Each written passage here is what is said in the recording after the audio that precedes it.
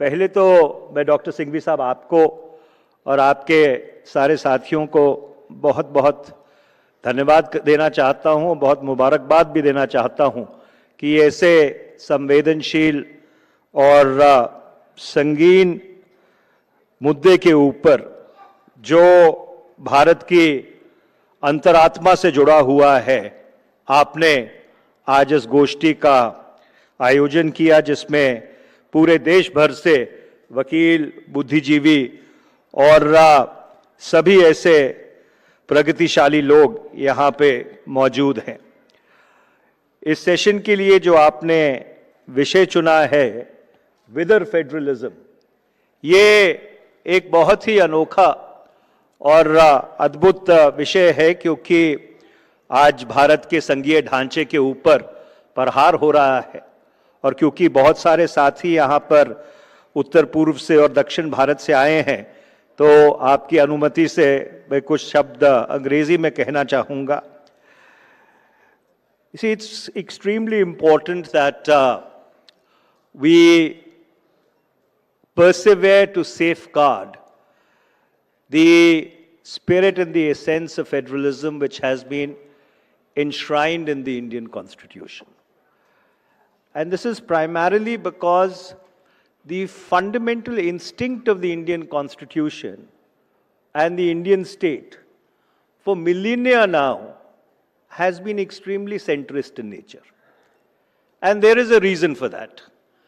Because India, as it evolved over the millennia, was a combination of princely states and empires at some point in time. And finally, towards the 17th and the 18th century, when the British conquest of India intensified, that specter of centralism only increased. It was only in 1909, with the enactment of the Indian Councils Act, that the first rays of a federal structure started emerging after almost 100 years of very, very rigorous and brutal British imperialist rule. Even the British imperialists realized that in order to govern India, it is important that you must federate. And therefore, you had the Indian Councils Act of 1909, which is colloquially known as the Minto-Morley Reforms, whereby increased Indian representation in the councils was permitted. Then came the Government of India Act in 1919. And this is the first time that the concept of lists emerged. That you will have a central list, you will have a provincial list, and the residuary powers will rest with the Governor General and Council. पर उसमें भी एक बहुत अद्भुत आविष्कार उन्होंने किया।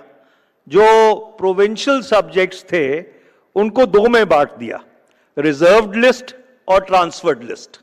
Reserved list वो अधिकार या अख्तियार जिनके ऊपर सिर्फ गवर्नर जनरल एंड काउंसिल ही निर्णय ले सकती थी, और ट्रांसफर्ड लिस्ट वो जहां पे जो मंत्री उन प्रोविंशियल लेजिस्लेचर्स के माध्यम से गवर्नर जनरल की मदद करते थे, वो अपनी राय दे सकते थे। पर जो बुनियादी डिजाइन था वो डिजाइन पूरी तरह से सेंट्रलिस्ट था। It tilted towards a very strong degree of centralism.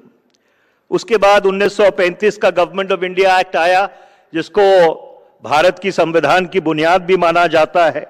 और उस गवर्नमेंट ऑफ इंडिया एक्ट में यह सुनिश्चित किया गया कि 3 लिस्ट होंगी, फेडरल, प्रोविंशियल और कंकरेंट लिस्ट, और रेजिड्यूरी पावर्स केंद्र के पास रहेंगी। इस चीज का भी बहुत बड़ा विरोध अखिल भारतीय कांग्रेस कमेटी ने किया, क्योंकि जब 1937 का चुनाव हुआ, उस चुनाव में बहुत भारी संख्या में जो अंग्रेजों द्वारा शासित राज्य थे उसमें कांग्रेस के प्रतिनिधि जीत के आए, और इसी शर्त पे वो सरकारों में शामिल हुए थे कि जो ऑटोनॉमी प्रोविंसेस को दी गई है, जो स्वायत्ता दी गई है, उसके साथ साम्राज्यवादी सरकार छेड़छाड़ नहीं करेगी। और फिर जब 1939 में 1939 में जो उस समय के वाइसराय थे लॉर्ड लिनलिथगाउ, उन्होंने ये फैसला ऐलान किया कि क्योंकि दूसरा महायुद्ध आरंभ हो गया है और ब्रिटानिया ने जर्मनी के ऊपर जंग का आघोष किया है, तो भारत उसमें ऑटोमेटिकली शामिल हो जाएगा। उस चीज के ऊपर जो कांग्रेस की सरकारें थी विभिन्न प्रोविंसेस में, उन सब ने उस पर इस्तीफा दे दिया और उसके बाद एक संवैधानिक डेडलॉक हो गया, क्योंकि हम लोगों की यह मांग थी, कांग्रेस की यह मांग थी कि पूर्ण स्वराज होना चाहिए और दूसरी तरफ महायुद्ध चल रहा था। इसके बीच अंग्रेजी साम्राज्यवादी सरकार ने लॉर्ड क्रिप्स को, सर क्रिप्स को भारत भेजा 1942 में कि किस तरह से संवैधानिक डेडलॉक को आप सॉर्ट आउट कर सकते हैं, रिजॉल्व कर सकते हैं। The Cripps mission failed and he withdrew his own proposals in 1942। उसके बाद जब दूसरा महायुद्ध समाप्त हुआ, ब्रिटानिया में लेबर पार्टी की सरकार बनी, तो उन्होंने एक कैबिनेट मिशन सुनिश्चित की और उस कैबिनेट मिशन को भारत भेजा, जिसके 3 सदस्य थे। पैथिक लॉरेंस जो सेक्रेटरी ऑफ स्टेट थे भारत के लिए उस समय, स्टैमफोर्ड क्रिप्स और एवी अलेक्जेंडर। और उन्होंने ये कहा कि भारत का जो संवैधानिक ढांचा है वो इस तरीके का होगा कि there will be only 3 subjects with the centre, एक defence, communications and foreign affairs, और बाकी सारे जो अख्तियार हैं वो राज्यों के पास रहेंगे और जो रेजिड्यूरी पावर्स हैं वो भी राज्यों के पास रहेंगे। उसके बाद जब भारत की संवैधानिक सभा को बनाया गया और उसकी बैठक हुई, तो 25 जनवरी 1947 को यूनियन पावर्स कमेटी का गठन हुआ और 2 मार्च 1947 को पंडित जवाहरलाल नेहरू इसके अध्यक्ष हो गए। अब ये जो यूनियन पावर्स कमेटी बनी थी, इसका दायरा बहुत छोटा था। It had a very limited mandate because the cabinet mission had said that only defense, external affairs and communications will lie to the remit of the union government. So they had to work within these 3 subjects. पर उस समय भी, at that point in time also, when the Union Powers Committee submitted its first report, they actually broke up these 3 subjects into 14 subjects and said that these 14 subjects should lie exclusively with the union government. 3 जून 1947 को जो भारत के विभाजन की परियोजना थी, उसकी घोषणा हो गई। And here comes the most interesting twist. On the 5th of June 1947, there is a joint meeting between the Union Constitution Committee and the Union Powers Committee. And the pendulum swings 180 degrees. That committee decides that the Constitution of India should be a federal structure but with a strong center.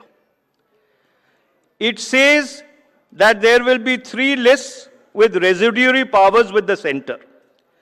और जुलाई 5, 1947 को जब ये report union powers committee की जो दूसरी report थी वो संविधान सभा के समक्ष रखी गई, उसमें साफ तौर पे ये कहा गया that India would be a federation with a strong centre, क्योंकि जिस तरह से भारत का विभाजन हुआ था।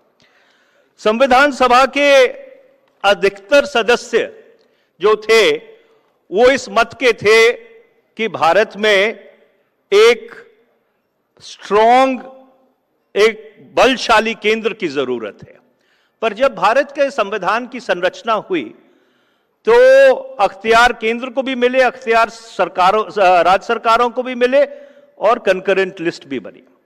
और 47 से 2025 तक का ये तजुर्बा रहा है कि जब जब केंद्र में एक संवेदनशील सरकार रही है, तो ये जो एक बहुत इक्विटेबल और इंट्रिकेट कॉन्स्टिट्यूशनल बैलेंस है, इसको उन्होंने बहुत ही एक जिम्मेदारी के तकाजे से चलाया है।